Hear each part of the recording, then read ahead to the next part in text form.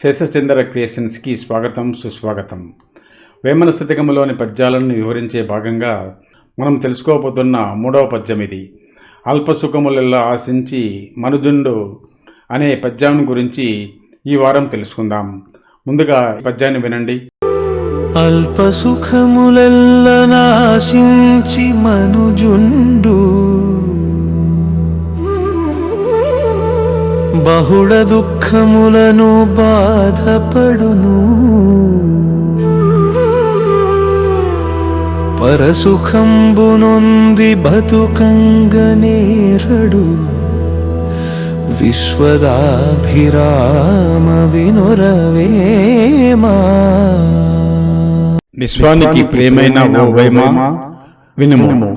మనిషి నీచమైన క్షణికమైన సుఖములకు ఆశపడి చాలా దుఃఖాల బారిన పడుతుంటాడే కాని పరసుఖం కోసం బ్రతకాలని అనుకోడు. అల్పసుఖములు అంటే నీచమైన క్షణికమైన సుఖాలు అన్నిటినీ ఆశించి అంటే ఆశపడి మనుజుండు మనిషి బహుదుఃఖముల చాలా బాధలు పడుతూ ఉంటాడు. పరసుఖంబు నొంది బ్రతకంగా నేర్వడు. పరసుఖము అంటే శాశ్వతమైన సుఖం, నిత్యమైన సుఖం. శాశ్వతమైన నిత్యమైన సుఖం ఎప్పుడు వస్తుంది అంటే పునర్జన్మ లేనప్పుడే ఆ సుఖం వస్తుంది. పునర్జన్మ లేని స్థితిని పొందే విధంగా బ్రతకంగా నేర్వడు, బ్రతకాలని అనుకోడు. అంటే మనిషి శాశ్వత సుఖాలను వదిలివేసి నిత్యమైన క్షణికమైన సుఖాల కోసం పరుగులు తీస్తూ మిక్కిలి బాధపడుతూ ఉంటాడే కానీ శాశ్వతమైన సుఖాన్ని అంటే జన్మ లేకుండా పునర్జన్మ లేని జీవితాన్ని పొందే విధంగా బతకాలని అనుకోడు అని చెప్తున్నాడు వేమన ఈ పద్యంలో. సుఖము అంటే సంతోషము. సంతోషం ఎప్పుడు కలుగుతుందంటే సుఖంగా ఉన్నప్పుడు. సుఖము ఎలా వస్తుంది అంటే కోరిక తీరినప్పుడు సుఖము వస్తుంది. ఈ కోరిక అనేది ఎలా పుడుతుంది అంటే మనసు ద్వారా పుడుతుంది. పంచేంద్రియాలైన కన్నులు, ముక్కు, చెవులు, నోరు శరీరానికి స్వతహాగా ఎలాంటి కోరిక ఉండదు. కానీ మనసు వాటిని కోరికల బారిన పడేలాగా చేస్తుంది. అప్పుడే మనిషి అల్పసుఖాల వెంట అంటే క్షణికమైన సుఖాల వెంట పరుగులు తీస్తాడు. మనిషి క్షణికమైన సుఖాల వెంట పరుగులు తీయకుండా ఉండాలంటే మనసు అదుపులో ఉండాలి. కఠినోపస్థితుల్లో శరీరాన్ని రథంగాను, పంచేంద్రియాలను గుర్రాలుగాను, మనసును పగ్గాలుగాను, బుద్ధిని సారథిగాను పోల్చి చెప్పబడింది. రథాన్ని తోలేటప్పుడు దానికి పూల్చిన గుర్రాలను రథసారథి ఎప్పుడు పగ్గాలతో అదుపులో పెట్టుకోవాలి. అప్పుడే ఈ ప్రయాణము ఒడిదుడుకులు లేకుండా సాఫీగా సంతోషంగా సాగిపోతుంది. గుర్రాలను అదుపులో పెట్టుకోకపోతే గుర్రాలు అదుపు తప్పి రథము ఎలా కూలిపోయేందుకు కారణమవుతుందో క్షణికమైన సుఖాల కోసం పరుగులు తీసే ఇంద్రియాలను కూడా మనసు అనే పగ్గాలతో మనిషి అదుపు చేయకపోతే కూలిపోయిన రథంలాగా శరీరం కూడా కూలిపోతుంది, జీవితం కూడా కష్టాల పాలై బాధలు పడుతుంది అని చెప్పబడుతుంది కఠినోపనిషత్తులో. మనసును అదుపులో ఉంచుకోలేక అల్పసుఖాలు, క్షణికమైన సుఖాల కోసం మనిషి ఈ రోజుల్లో చాలా పతనమవుతున్నాడు. క్షణికమైన సుఖం కోసం మత్తులో కామవాంఛతో కళ్ళు మూసుకుపోయి పసిపిల్లలను చిదిమివేస్తున్నారు. వాళ్ళ నిండు నూరేళ్ల జీవితాన్ని నాశనం చేస్తున్నారు. తల్లిదండ్రులకు శోకాన్ని మిగిలిస్తున్నారు. ఆడంబరాలకు, బెట్టింగులకు అప్పులు చేసి వాటిని తీర్చలేక ఆత్మహత్యలు చేసుకుంటున్నారు. మనసును అదుపులో పెట్టుకోలేక క్షణికమైన కోరికల కోసం ఎంతకైనా తెగిస్తున్నారు. సుఖాలు ఎన్ని రకాలు? శ్రీకృష్ణుడు అర్జునునికి భగవద్గీతలో మోక్ష సన్యాసయోగం 18వ అధ్యాయంలో 37, 38, 39 శ్లోకములలో బోధించాడు. ఇప్పుడు శ్రీకృష్ణుడు అర్జునుడికి బోధించిన 18వ అధ్యాయంలోని 37వ శ్లోకాన్ని వినండి. యత్తగ్రే విషమివ విషమివ పరిణామే అమృతోపమం తత్సుఖం సాత్వికం ప్రోక్తం ఆత్మబుద్ధి ప్రసాదజం.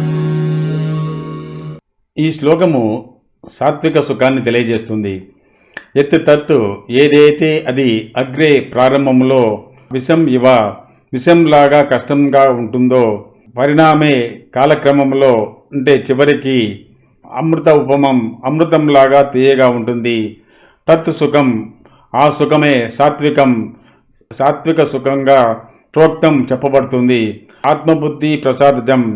ఈ సాత్విక సుఖం అనేది ఆత్మబుద్ధి వల్ల జ్ఞానబుద్ధి వల్ల ఏర్పడుతుంది అని చెప్తుంది ఈ శ్లోకము. రాజస సుఖం గురించి చెప్పబడిన ఈ 38వ శ్లోకాన్ని వినండి. విషయేంద్రియ సంయోగాత్ యత్తదగ్రే అమృతోపమం పరిణామే విషమివ తత్సుఖం రాజసం స్మృతం. విషయేంద్రియ సంయోగాత్. విషయముల వల్ల భోగముల వల్ల ఇంద్రియ కలయిక వల్ల ఎత్ ఏదైతే తత్ అగ్రే అమృతం ఉపమం. అది ప్రారంభములో అమృతంలాగా ఉంటుంది. పరిణామే విషం ఇవ. పరిణామం తర్వాత కాలక్రమంలో చివరికి అది విషంలాగా కష్టంలాగా తోస్తుంది. తత్ సుఖం రాజసం స్మృతం. ఆ సుఖమే రాజస సుఖం అని చెప్పబడుతుంది. మనసును అదుపులో పెట్టుకోకుండా భోగసలాలుడై అదే శాశ్వతమైన సుఖం అనుకుంటూ సంతోషాన్ని పొందుతూ ఉంటాడు. అది అమృతప్రాయంలాగా కనిపిస్తూ ఉంటుంది. చివరికి ఆ సుఖమే కష్టంగా మారి బాధలకు కారణమవుతుంది. ఇలాంటిదే రాజస సుఖం అని చెప్తుంది ఈ శ్లోకం. తామస సుఖం ఎలాంటిదో ఈ శ్లోకం చెప్తుంది. ఈ శ్లోకాన్ని కూడా వినండి. యదగ్రే చానుబంధే చ సుఖం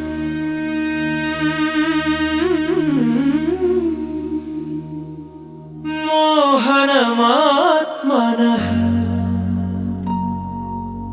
నిద్రాలస్య ప్రమాదోక్తం తత్తామసముదాహృతం.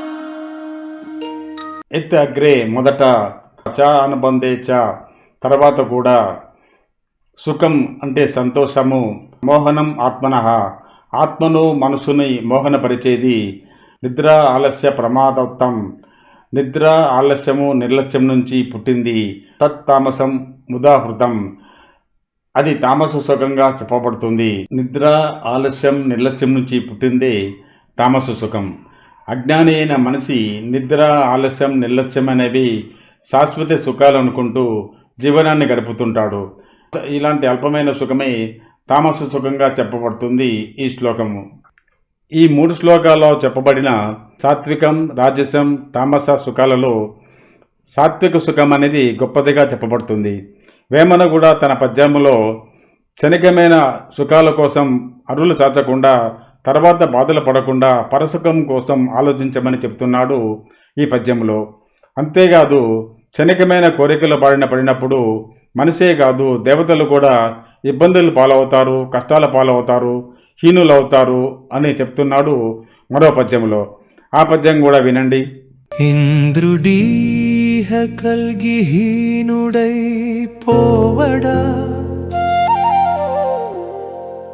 మరుడు కీహ గల్గి మన్నుగాడే బ్రహ్మకీహ గల్గి బలదల బోవడే విశ్వదాభిరామ వినురవేమ. ఇంద్రుడు గీహ కలిగి హీనుడై పోవడా. ఈహ అంటే కోరిక. ఇంద్రునికి క్షణికమైన సుఖం కోసం పుట్టిన కోరిక వల్ల హీనుడై పోలేదా అంటున్నాడు వేమన. ముని గౌతముడి భార్య అహల్య చాలా అందమైనది. అలాంటి అందమైన అహల్య మీద కోరిక కలిగింది ఇంద్రుడికి. ఎలాగైనా ఆమెను పొందాలనుకున్నాడు ఇంద్రుడు.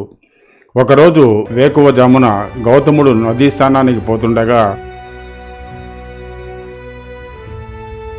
అక్కడికి వచ్చాడు ఇంద్రుడు.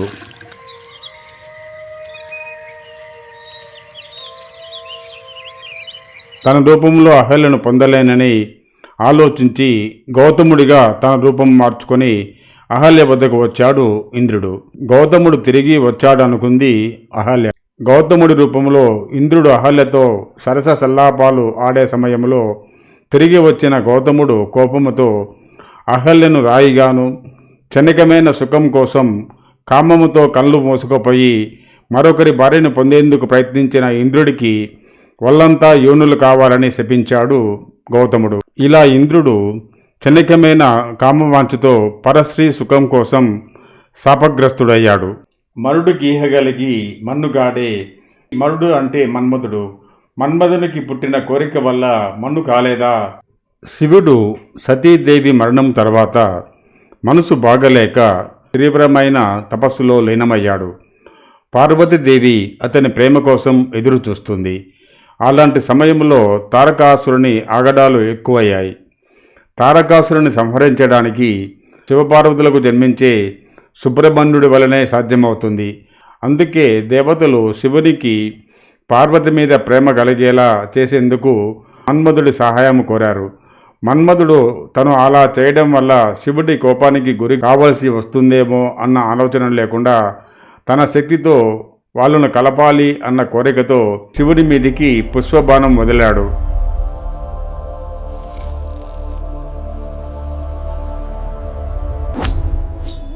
తపోభంగమైన ఈశ్వరుడు తన తపస్సు భగ్నం కావడానికి కారణమైన మన్మధుడి వైపు కోపంగా మూడో కన్ను తెరవగానే ఈశ్వరుని యొక్క కోపాగ్నికి మన్మధుడు బూడిదగా మారిపోయాడు. బ్రహ్మకీహగలిగి బలతల పోవడే. బ్రహ్మకు పుట్టిన కోరిక వల్ల బలవంతంగా తలను కోల్పోలేదా? సృష్టి ప్రారంభంలో బ్రహ్మ తన మనసు ద్వారా అతిలోక సుందరిని సృష్టించాడు. ఆమె పేరు శతరూప అని చెప్పబడుతుంది పురాణాలలో. ఆమె తిరుగుతున్నప్పుడు ఆమె మీద క్షణికమైన వాంఛ కలిగింది బ్రహ్మకు. ఆమె 4 దిక్కులు తిరుగుతున్నప్పుడు 4 తలలు ఆమెను చూచేవి. ఆమె పైన తిరుగుతున్నప్పుడు ఆమెను చూచేందుకు వీలుగా 5వ తలను కూడా సృష్టించుకున్నాడు బ్రహ్మ. అది చూచిన ఈశ్వరుడికి బ్రహ్మ మీద కోపం వచ్చింది. బ్రహ్మలోని కామావేశాన్ని నశింపజేసేందుకు ఆ 5వ తలను తొలగించాడని చెప్తున్నాయి పురాణాలు. కానీ భాగవత పురాణం 3వ స్కందములో శతరూపను సృష్టి కార్యం కోసం బ్రహ్మ సృష్టించినట్లు చెప్పబడుతుంది. కానీ ఈశ్వరుడు బ్రహ్మ తల నరికినట్లు ప్రస్తావన రాదు. బహుశా వేమన ఇతర పురాణాలలోని కథల ఆధారంగా ఇది చెప్పి ఉండవచ్చు. క్షణికమైన కోరికల బారిన పడి మనుషులే కాదు దేవతలు కూడా శిక్ష అనుభవించాల్సి వస్తుంది అని ఈ పద్యంలో మనకు తెలియజేశాడు వేమన. అలాగే క్షణికమైన కోరికల వెంట అరులు చాచి పరిగెత్తకుండా బాధలు పడకుండా పరసుఖం కోసం ఆలోచించి శాశ్వతమైన సుఖాన్ని పొందాలని వేమన మనకు మొదటి పద్యంలో తెలియజేస్తున్నాడు. ఈ వీడియో మీకు నచ్చినట్లయితే లైక్ చేయండి, షేర్ చేయండి, సబ్స్క్రైబ్ చేయండి. మరో పద్యంతో మళ్ళీ కలుద్దాం. అంతవరకు సెలవు. జై హింద్. మీ శేషచంద్ర.